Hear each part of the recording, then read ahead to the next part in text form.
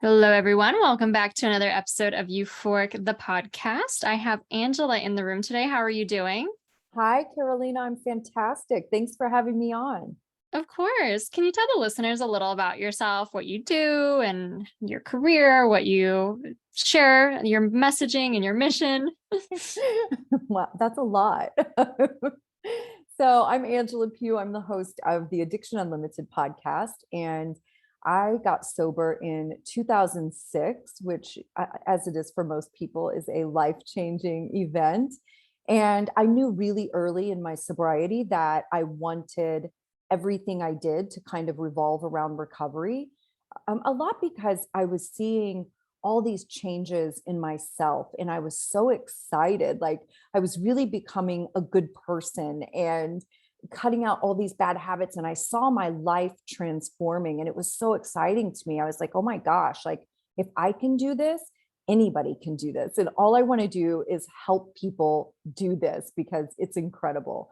And the career part has been quite a journey also. I mean, I started as an interventionist and, for the better part of a decade, that's all I did was travel around the world, flying into a city, doing an intervention, sweeping that person off, flying them to treatment wherever, and I'd be home for a few days and then back off to do it again somewhere else.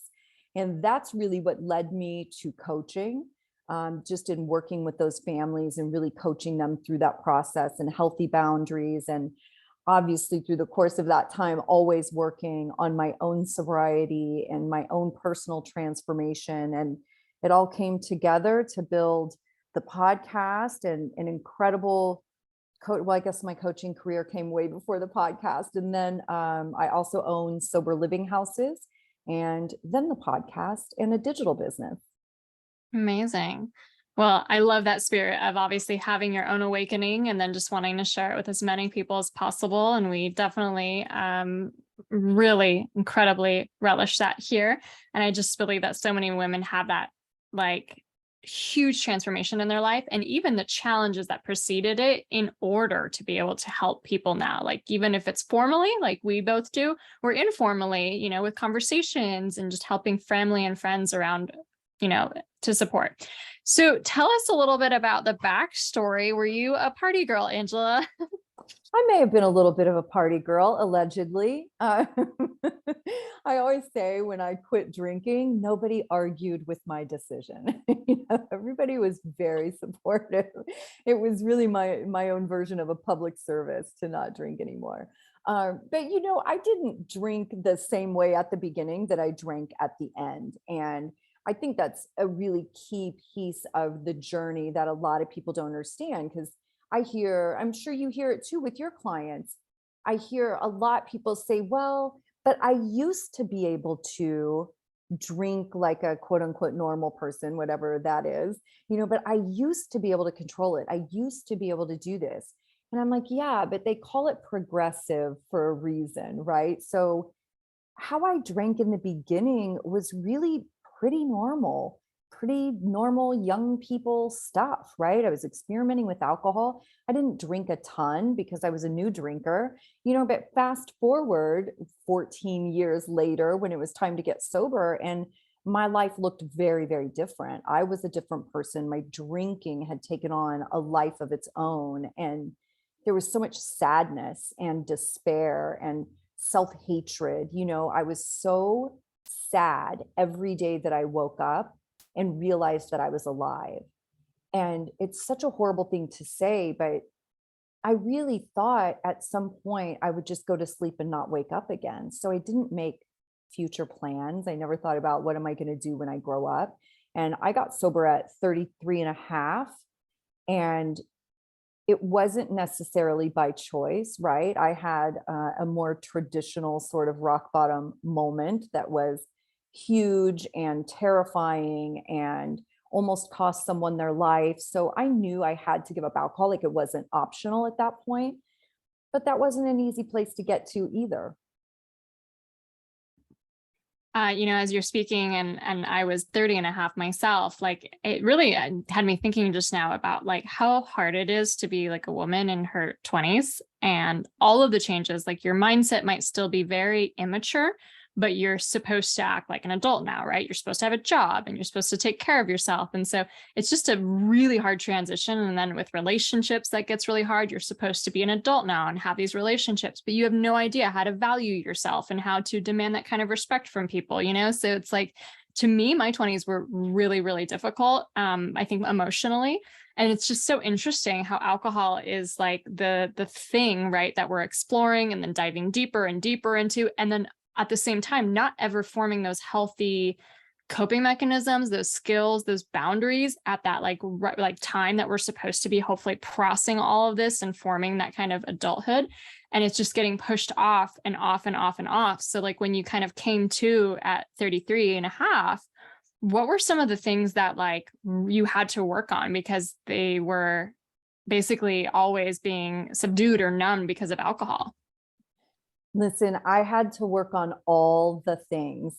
There was not a piece of my life that wasn't riddled with dysfunction, right? Because exactly what you're saying, we tend to use alcohol or weed or whatever the thing is, we use that as a coping mechanism. So we don't develop coping mechanisms for normal everyday feelings. And when I look back at my drinking, there were a lot of years that I drank that were a lot of fun. There were just a handful of years at the end, just a couple of years that it got really ugly and really dark. But that was like a wasted decade. Was I having huge problems and DUIs and blackouts and all of that? No, I wasn't having any of that stuff in my 20s. But I also wasn't growing up. I wasn't doing anything. So I was super codependent. I was super insecure. I had no self-esteem at all, and all of that affects every piece of your life. So that affected, of course, my dating life. It affected jobs and how I managed jobs and quit jobs. Like I literally worked, I swear to you, I probably worked 100 places and I was a bartender. So it was easy to tell a job to F off and just go get another one, But I just didn't grow up. And that's another example where I would get frustrated at a job or somebody would say something to me I didn't like, and I would just bail instead of like a healthy, emotionally mature person would work through those issues, maybe have some sort of adult conversation and get some resolution. For me, I was like, F this, I'm out of here. I don't have to put up with this. So I had literally all of the issues, just dysfunction. Like I said, codependence, all that stuff manifests, of course, in your relationships. I had financial trouble.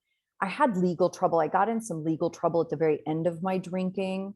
So the first year of my recovery, I had that stuff to work on, but it was really hard. I was a teenager in every way in a 33-year-old person's persona. Yeah, I love that description. That's such a great analogy. Yeah, even thinking back to me, like, there's some things obviously that I did do well on or I mastered or I was proud of, but that like a lot of that emotional health, like when we're Yeah. so used to just numbing whatever feelings that we don't want to experience or using it as a reward system for the things we don't want to experience, like we don't get to like mature and progress. And I think challenges and things that are hard for us or that we're scared of or things like that, anything like that comes up for a reason. It's coming up to be healed. It's coming up to be processed. And every time we just like shove it under a rug, we don't get to grow, you know? And so you had a lot of growing up to do as you turn 33, as a lot of us do, and we, learn to ditch alcohol. I'm so curious too, like you've been a bartender for so long, and obviously that played, I'm sure, a role in your relationship with alcohol. What happened once you decided to quit? Like what were your career prospects? Did you continue bartending? How did you make all that work? So luckily for me, I had been exposed to sober bartenders, right? In LA, I think almost everywhere I worked, Beverly Hills, Hollywood, whatever, I think I always worked with somebody who was sober. So either the bartender bartending next to me or a cocktail server, we'd be doing ship shots and they'd be like, no, I'm in the program, so I had that exposure. It didn't seem weird to me to continue bartending in my sobriety. but again, because it was normalized. It almost to me as I had a really long bartending career, and in that mindset also, it's almost like the natural progression, right? It's like you're going to do this for a period of time and become a problematic drinker, and then you're going to give it up and do it however much longer as a sober bartender. And that's what I did. I continued bartending many years into my sobriety. I did make a deal with myself. Like, it wasn't lost on me that it could be problematic, and I didn't feel like it would be a problem. Of course, my rock bottom moment was very extravagant. So my commitment to not drink was solid. Like I say, from probably week 2 of not drinking, you couldn't have paid me $1 million to drink. Like, I just was finished. And I thought it through. And of course, I had the lifestyle that went with making a lot of money too. I lived in the most expensive zip code. I had the $70,000 sports car in the garage and the wardrobe and the Louis Vuitton handbags. Like, that was my life. And I was like, well, I have no education. I've never had a regular job. I'm feral. I'm not domesticated. So the thought of like going to get a job was not even optional, like a regular person's job. There's no way I could function in that arena. And I thought, well, if I have to give everything up and just go find an entry level job because I can't bartend, then that's what I'm willing to do. And I think just having that level of willingness, I didn't have any ego wrapped up in it. It wasn't like, oh my gosh, I can never do this, or I'll do this as long as I can keep making the money and keep my lifestyle. It was my sobriety was my priority, and I was willing to give up whatever I had to give up to do that. And I just thought, if I've got to give it all up and like move in, like my mom will feed me. So if I need to move in with her, then that's just how it has to be. But I wasn't going to stress about it if it wasn't an issue, right? I was like, if it's not an issue and doesn't bother me, then I'm not going to make it an issue. And that's kind of how I approached it. It ended up being an incredible motivator more than anything else, because then I'm standing behind the bar and I'm watching people as they get 3, 4, 5 drinks in, and I'm seeing people's behavior change and their personalities change. And we get kind of gross, honestly. And I would see people start acting gross. And I was like, oh my gosh, I'm so grateful that's not me anymore. I am so grateful that's not how I'm like publicly making an ass of myself anymore, So it really kind of fueled me more than anything. Yeah. Oh, that's amazing. There's even studies that show that women are less attracted to men who not even are like drunk, but just a little inebriated. Like, we see it, we smell it, we can it's just total turn off. But even though we're not conscious of that because it's so, tied to the dating scene these days, but like we are attracted to fresh, 100% consciously present people. You know what I mean? Yeah, yeah. I used to say this too. My last bartending job, I shifted out of nightclubs and into a restaurant. I worked at this really fancy restaurant, and we would get all these business travelers, right? It's like these guys that were traveling alone, and they would come sit at the bar and eat dinner or whatever, and then go back to their hotel. And I got to meet the most incredible people with jobs that you never even knew were jobs, and every day I was like having these fantastic conversations and connecting with people and learning all these about these different things. And as they would get to like their third drink, it would just shift entirely, right? They start getting a little sloppy, jokes start getting a little inappropriate. And I would always think like, gosh, I wish people understood how amazing they are just in their right mind.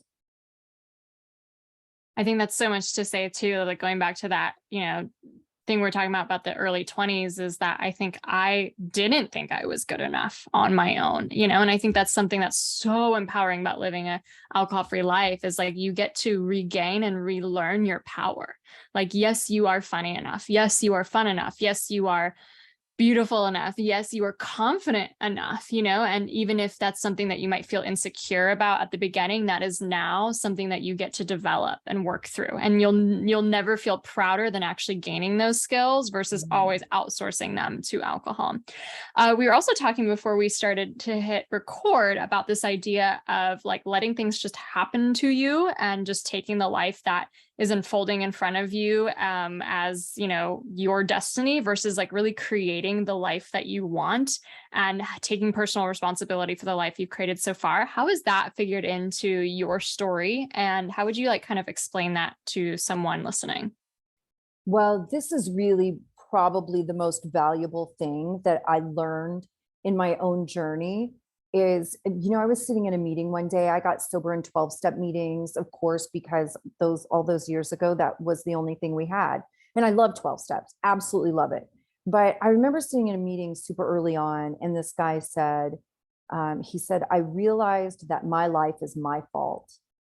And that line resonated with me so much because it started to make sense that all of the chaos and drama of my life was a direct result of my decisions, good or bad. Like if you want a really fantastic life, then you got to start making fantastic decisions. And I didn't have that capability because I was always functioning at a lower capacity, of course, because I was hungover, right? Or drunk, one or the other. And it was like life was a bother. It was everything was like, yeah, whatever, it's fine. Yeah, that's good. Yeah, I'll do that. Yeah, I'll take that. Yeah, whatever. I just didn't have any energy to actively participate in my life and think things through and make choices that would create the kind of life I wanted. And there's such the buzzword powerless, there's such a powerlessness when your relationship with alcohol has gotten unhealthy and you're trapped in that toxic relationship. You feel so out of control. And with that sense of personal responsibility and understanding my life is my fault, I also became very empowered and understanding I could learn to make better choices and actually make decisions in my life for my life instead of just responding and reacting to everything. Like I could play an active role in creating my life to be exactly what I wanted it to be. And that's the most powerful I have ever felt, coming from a person who felt so broken and screwed up and not fixable. For a long time, I didn't even think I was fixable. Now I realize I wasn't even broken. It was just, I just had this situation with alcohol. It was a little unhealthy. But yeah, I think it's so important to not fall into that victim mindset of everything happens to me and instead understand everything happens because of me. Yeah, that's such a powerful turnaround. And I think like I'm trying to place myself back into my old mindset. And, there's some things I felt like were within my domain of control, but it was all like this like people mover at the airport, like you're just on it and whatever, you're just supposed to go with the flow. You're not allowed to get off. You're not allowed to go left. You're not allowed to go right. Like that's what my brain was. And so like the things that were already placed before me, like, okay, you're supposed to get this job and then you're supposed to get this promotion, I was like, and then you're supposed to get this degree. Okay, if it's on the people mover, we can do it. But I never felt like I had control or any sense of possibility around anything outside of that.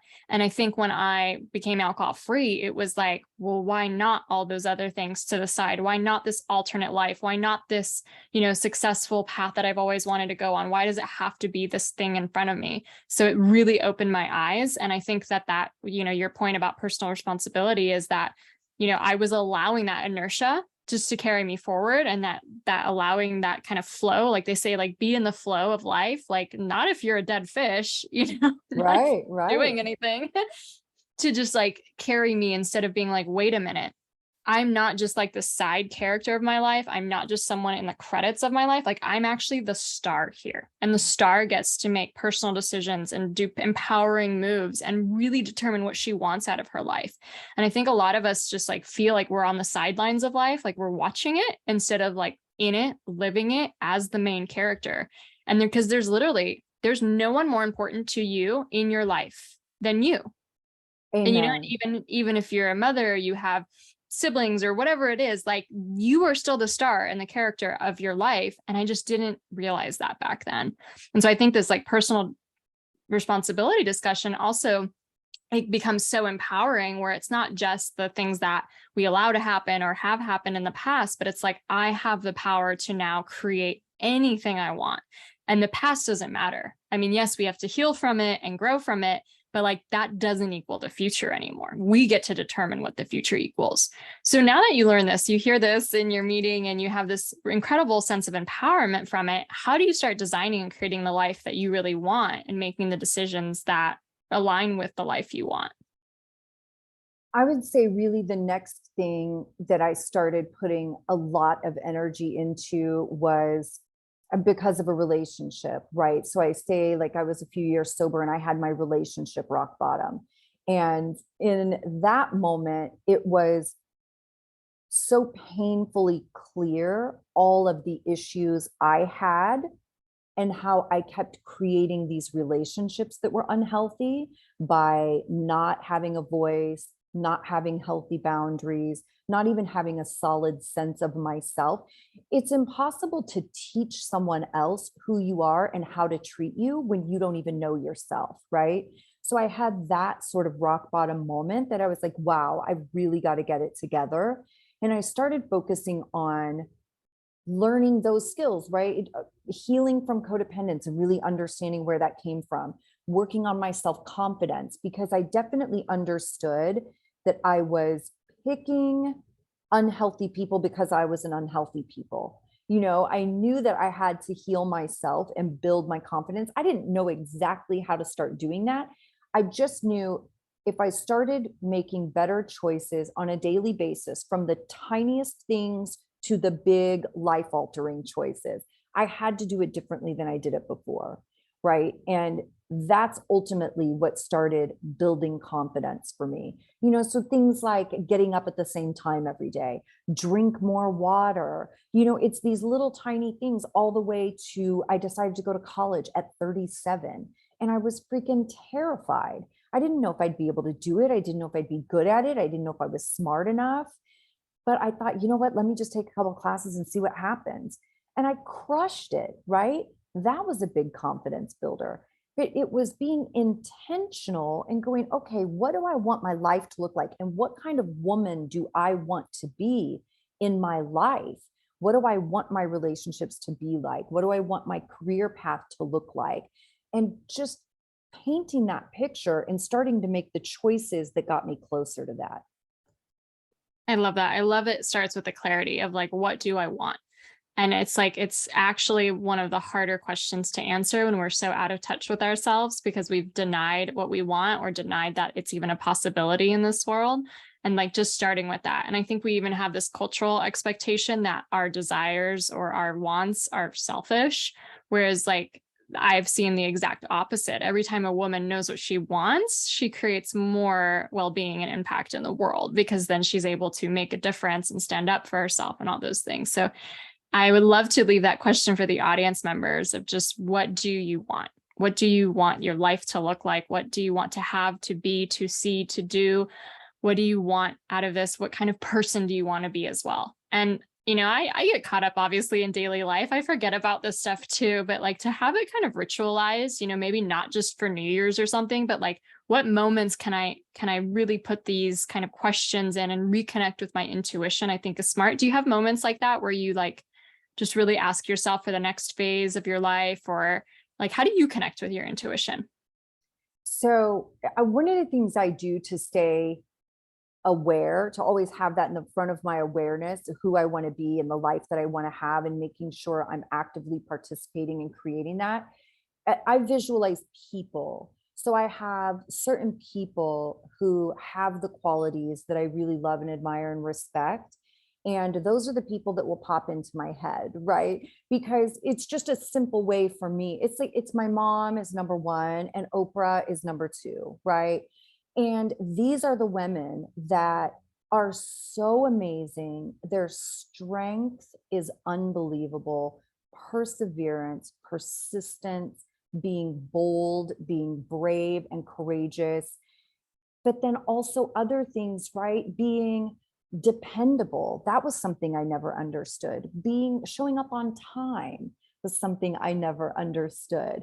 Resilience was something I never understood, right? So these were all things I had to learn. But it's like the shorthand for me is to visualize my two people. And something I struggled with too is a temper. I had a very bad temper. And I would think like I'd be on the phone with the cable company, like literally getting ready. I'm like ready to lose my mind on this poor kid on the other end of the phone. And it pops in my head like, is this how Oprah would be handling the cable guy? And it just got me right back in check with who do I want to be? I don't want to behave in ways of who I used to be. I want to behave as the person I'm growing into.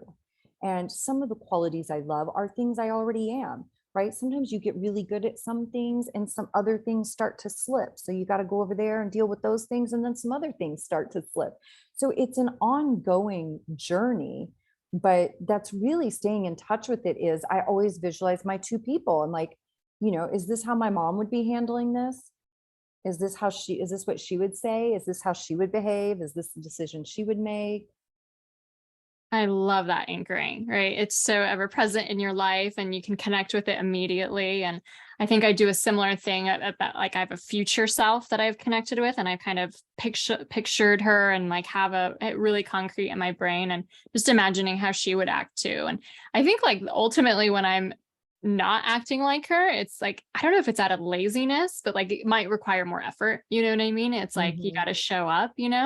But it's like that's also the engaged, the empowered, the emboldened life is stepping into that version of ourselves. And I think for me, when I was drinking, I might have been sociable and trying to act confident. I wouldn't say I actually was confident, but it was in the moments when I was recovering from alcohol that I really pulled away from the world. And that's like when I just like retreated into my little cave and played small. And I think like that was actually part of my toxic relationship with alcohol was like having that place where I could just hide, you know? I don't want to live a life where I'm living small like that. Like the big scary things that I want out there are scary, right? And we have to like face the courage and have the resilience and take the risk to go for it. Because what else? We're going to have just this whole life based on me living in a cave, not ever going for the things that I want to go for.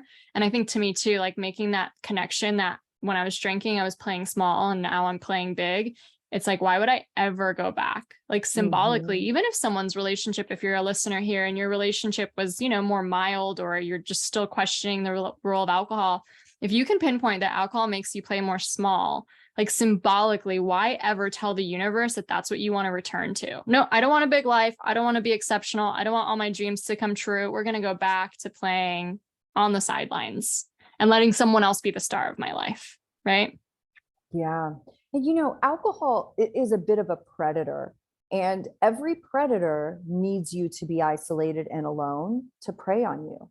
So when we pull back from our lives and pull back from our friends, our family, and we start trying to hide ourselves because we don't feel good about our behavior and our choices, right? That's exactly where alcohol needs you to be. It needs you to be alone and feeling lonely and isolated. And I think fear can be a bit of a predator like that as well, right? Because it's always that fear that's going to hold you back from really stepping up and going, you know what?